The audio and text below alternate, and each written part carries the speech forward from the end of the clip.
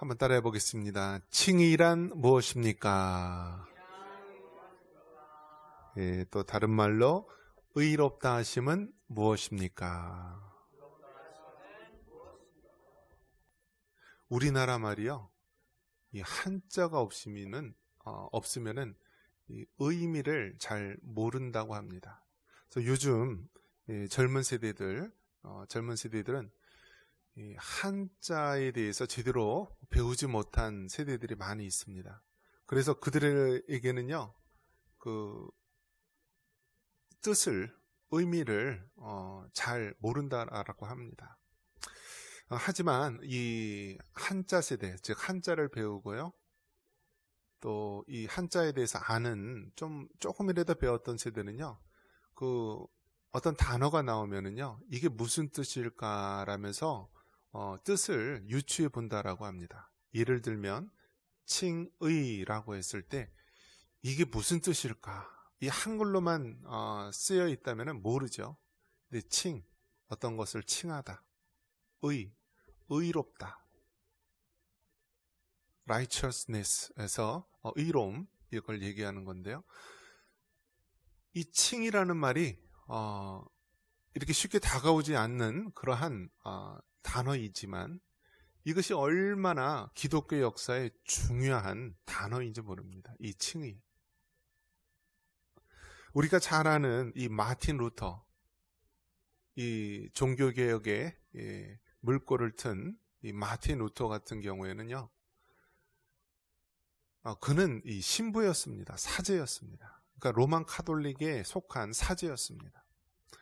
근데 이 마틴 루터가 늘 가지고 있는 그런 고민이 있는데요, 이 죄에 대한 부분이 쉽게 해결이 되지 않는 것입니다. 그래서 보면은 그런 생각이 들 때마다 어떤 행위적인 그런 일들을 하게 됩니다. 예를 들어 금식을 한다든지 어떤 수행을 한다든지, 혹은 뭐 이러한 자신의 어떤 이 죄 문제에 대해서, 또 마음이 거리끼는 부분에 대해서 자꾸 뭔가 사람의 행위를 통하여 해결하려고 하다 보니까요, 자꾸 인간적인 게 만들어지는 것입니다. 그래서 그 문제를 해결하기 위해서 때로는요, 그 계단을요, 이 무릎으로 이렇게 걸어 올라간다라고 합니다. 여러분, 그냥 두 다리로 걸어 올라가도 얼마나 힘들어요. 그런데 무릎으로 꿇으면서요, 그 계단을 올라간다라고 생각해 보십시오. 얼마나 그 한 걸음 한 걸음이 괴롭고 고통스럽겠습니까? 자, 그렇게 하면서 이 마틴 루터가 그렇게 아주 그냥 온갖 육체적인 고통과 고난의 수행을 하는데요, 그렇게 수행하면은 할수록 그 자기 내면의 깊은 그 고민을 해결하지 못하고 점점 괴롭다라는 것입니다. 그러다가 어느 날 이 로마서 말씀을 읽은 것입니다. 그래서 이 로마서 이 3장에 보면은 이것을 우리가 이신칭의의 복음, 또 이신칭의라고 이야기하는데요. 이신칭의가 무슨 뜻이죠? 이신, 믿음으로 말미암아 칭의, 의롭다 여김을 받는다. 그래서 이 로마서 3장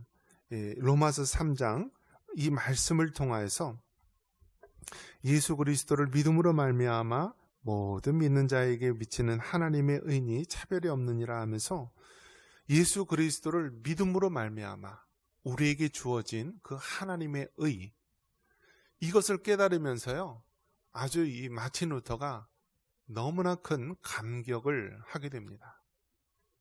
그러면서 이전에 지켜왔던 그런 로만 카톨릭의 어떤 그 행위를 통한 그러한 강조, 또 굴레, 이러한 것으로부터 벗어나고, 우리가 의롭게 되는 것이 어떤 행위나 어떤 수행에 의해서 얻어지는 것이 아니라 바로 하나님 안에서 믿음으로 말미암아 우리에게 주어지는 것이구나 라면서 이 칭의에 대해서 깨닫게 되고요, 이것이 결국 이 로만 카톨릭과 또 우리 프로테스탄트 종교개혁의 교회의 큰 차이가 바로 이 이신칭의에 의해서 확실한 구분을 가지게 된 것입니다. 그래서 여러분, 성경이 전체 이제 금반지라고 한다면 이 금반지 중에서 이 로마서가 이 다이아와 같다라고 할 정도로 이 로마서의 가치가 그만큼 중요한데요. 이 로마서 중에서도 이 3장, 이신칭의에 대한 부분이 바로 그만큼 우리에게 중요한 영향력을 주고 있는 것입니다. 그래서 이 칭의는요, 하나님에 의해서 주어진 선물입니다. 그래서 이것은요, 단번에 얻어지는 거야. 칭의는 단번에. 반면에 성화는 어떻습니까? 성화, 우리가 거룩하게 되는 것, 이것은 단번에 얻어지는 것이 아니라 계속 우리 과정 속에서 다듬어지고 만들어지는 것이고, 결국 우리가 이 땅의 삶을 마치고 하나님 앞에 갈 때 이 성화의 완성, 영화가 이루어지는 것이죠. 그래서 이 칭의라는 부분, 또 이 성화라는 부분을 생각할 때 칭의는 단번에 하나님의 선물로 우리가 의롭다 여겨지는 것이고, 성화는 이 과정 속에서 우리가 그렇게 만들어져 가는 것을 알 수가 있습니다. 그래서 여러분, 이 칭의는 마치 무엇을 떠올리게 하냐면 재판 과정을 떠올리게 합니다. 재판. 여러분, 이 재판 법정이 있으면은요, 얼마나 두려운지 모릅니다. 얼마나 두려운지 몰라요. 이 국회의원은요, 국회의원은 이 형사사건이나 이런 거에 대해서 재임 기간에는 그거를 피할 수 있는 그러한 길이 됩니다. 그래서 이 범죄자들이 뭐 되려고 그러죠? 국회의원 되려고 하잖아요. 그러면 그 국회의원 되는 그 기간 동안에는 이 형사적인 이런 사건에 대해서 피할 수 있는 그런 길이 된다라는 거예요. 아무리 대통령이 됐건 국회의원이 됐건 간에 그 재판장에 딱 쓰면은요, 그 재판장이 제일 높은 사람이 누구예요? 판사예요, 판사. 아무리 대통령이고 국회의원이고 뭐라고 할지라도요, 판사가 중요해요, 판사.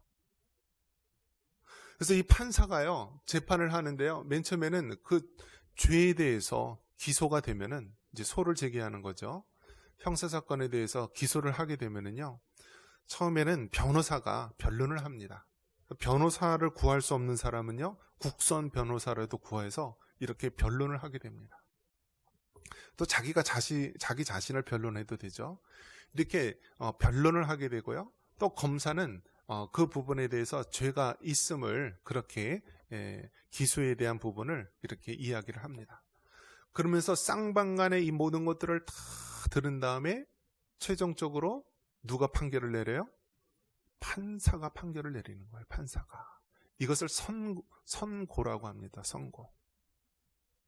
검사는 이 사람이 이런 죄를 범했으니까 뭐 징역 3년에 처해 주십시오 라고 하면, 이제 마지막 이 판사는요, 선고를 내리는데 뭐 징역 2년에 처한다, 3년에 처한다 하면서 이렇게 땅땅땅 하고 고태를 두들기면은요, 그것으로 결정이 되는 거예요. 심지어는 이 사람이 어떤 살인죄를 범했는데 뭐 변론인은 나는 무죄입니다, 또 검사 측은 이 사람은 사형에 해당하는 살인죄입니다, 이렇게 하다가 그러면 판사가 어떻게 판결을 내리느냐. 그래서 만약에 이 사람이 사형이다 라고 판결을 내리면 어떻게 돼요? 그냥 사형이 되는 거예요. 근데 이 사람이 무죄다 라고 판결을 내리면 무죄가 되는 거예요.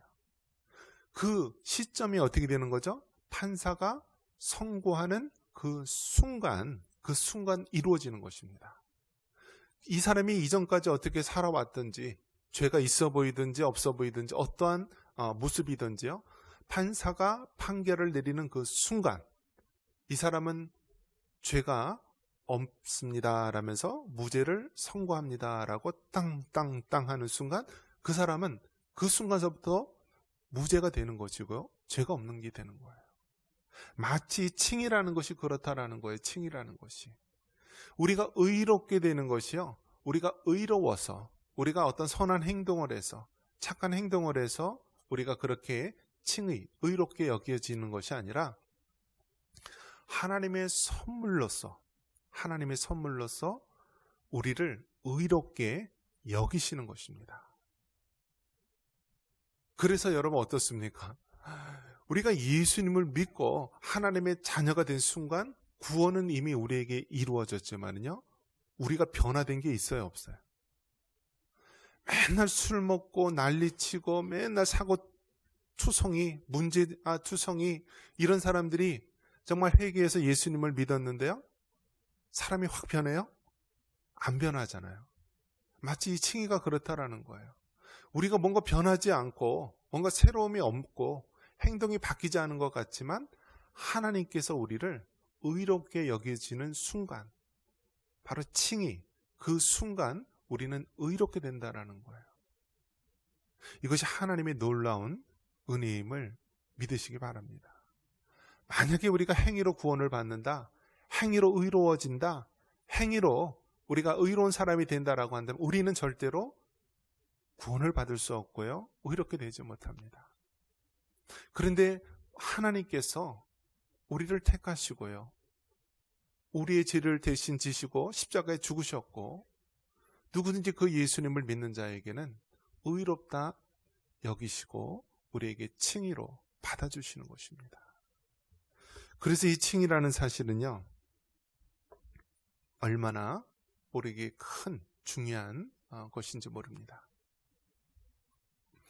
이 칭의에 있어서 우리가 두 가지를 생각해 볼 수 있는데, 첫 번째 칭의는요, 우리의 죄를 용서하신다라는 거예요. 한번 따라해 볼까요? 우리의 죄를 용서하신다. 이 칭의라고 얘기했을 때 우리의 모든 죄를 용서해 주시는 거예요. 용서해 주는 거예요.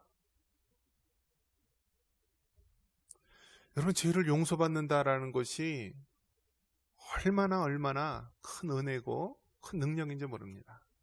이 세상 그 어떤 것도요, 우리의 죄를 사해 줄 수 없습니다.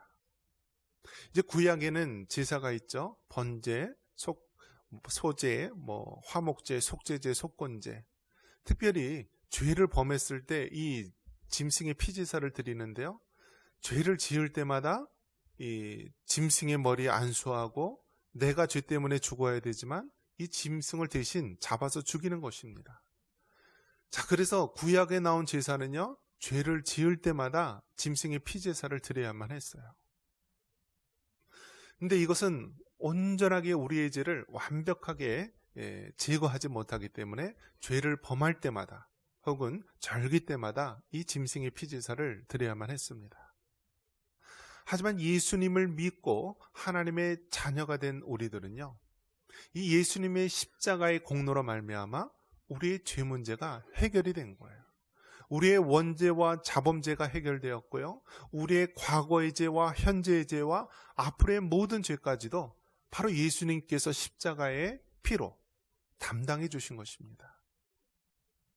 그래서 칭의라고 했을 때는 하나님께서 나의 죄를 용서하셨다라는 것 우리가 기억해야 합니다. 두 번째로 우리가 기억해야 될 것은 우리를 의로운 자로 받아주신다라는 것입니다. 한번 따라해 볼까요? 우리를 의로운 자로 받아주신다. 우리가 죄인인데요, 하나님께서 우리를 의인으로, 의롭자로 여기시고 받아주신다라는 거예요. 받아주신다. 여러분, 이 죄인을 받아준다라고 하는 것은요, 얼마나 힘들고 어렵습니까? 그 죄에 더럽혀진 그 부분을요, 그냥 끌어안고 받아주는 거예요. 받아준다.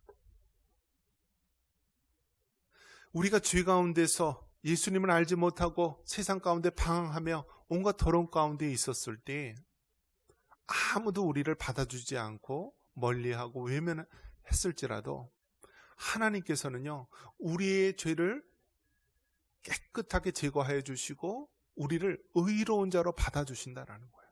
내가 이전에 어떻게 살았든지 상관없다. 심지어는 살인자라 할지라도 하나님께서는 회개하고 돌이키면은 그를 받아주시는 거예요. 의로운 자로 우리를 여겨주시는 거예요. 그래서 우리가 칭의라고 했을 때 이 칭이라는 것은 하나님께서 우리의 죄를 용서하신다. 그리고 하나님께서 우리를 의로운 자로 받아주신다라고 하는 이 두 가지 사항을 우리가 기억을 해야 합니다. 여러분 하나님의 칭의를 받으셨습니까? 아멘이라고 대답해야죠. 여러분 하나님의 칭의의 은혜를 입은 자입니까? 아멘. 바로 하나님께서 우리의 죄를 용서하시고 우리를 의로운 자로 여기시며 받아주신다는 거예요. 그래서 이 칭의를 받아줄 때 우리가 이 칭의의 두 가지 면을 볼 수가 있는데요. 외적인 원인은 또 복음이라는 것이 있고, 내적인 원인으로는 이 믿음이라는 것이 있습니다. 즉, 이 칭의라는 것이 있는데, 이 칭의는 우리의 죄를 용서해 주시고 우리를 의로운 자로 받아주시는 것을 칭의라고 하는데요. 외적인 것으로, 그 외적인 것의 원인으로는 복음이라는 것이 있고요. 그리고 내적으로는 믿음이라는 것이 있다는 거예요. 즉, 여러분 이 복음이 있어야 되잖아요. 예수님께서 2000년 전 인간의 몸을 입으시고 이 땅에 오셔서 십자가에 죽으셨습니다. 누구든지 그 예수님을 구주로 믿는 자에게는 죄사함을 받고 하나님의 자녀가 됩니다 라고 하는 이 복음이 있어야 되는 거잖아요. 복음. 그래서 칭의를 얻기 위해서는 외적인 원인으로 복음이 있어야 되는 거예요. 복음. 그래서 여러분 교회에 1년, 2년, 10년, 20년, 30년을 다녀도요. 복음의 내용을 알고 있어야 되는 거예요. 복음의 내용. 굿뉴스, 좋은 소식, 이것이 무엇이냐? 바로 예수님께서 우리 죄를 위해서 십자가에 달려 죽으셨는데 누구든지 그 예수님을 구주로 믿고 영접하는 자에게는 죄사함의 은혜와 하나님의 자녀가 되는 은혜를 주신다. 이것이 바로 복음의 내용이에요. 그래서 복음을 한마디로 정의한다면 바로 예수님이 우리의 복음이 되시는 것이에요. 그리고 이 복음의 내적인 원인이 있는데요. 이 복음의 내적인 원인, 우리가 머리로 지식적으로 바로 이 예수 그리스도의 십자가가 복음이라는 것을 알지만요. 중요한 것은 믿음이 있어야 된다는 거예요. 믿음이. 서울대 나오고 인류 석학자들, 그 사람들은 다 성경 내용을 설명할 수 있는 사람도 많아요. 예수님이 누구라는 것도 다 알아요. 그런데 중요한 것은 그들에겐 믿음이 없다라는 거예요. 믿음이. 지식적으로는 알 수는 있을지 모르지만은 믿음이 없기 때문에 하나님의 칭의 가운데 갈 수가 없는 거예요. 그런 면에서 여러분, 기적 중에 최고의 기적은요, 나 같은 죄인이 예수님을 믿고 죄사함을 받고 하나님의 자녀가 되었다는 사실입니다. 말씀을 믿습니다. 칭의는 무엇입니까? 칭의는 우리를 의롭게 여기심을 말하는 것입니다.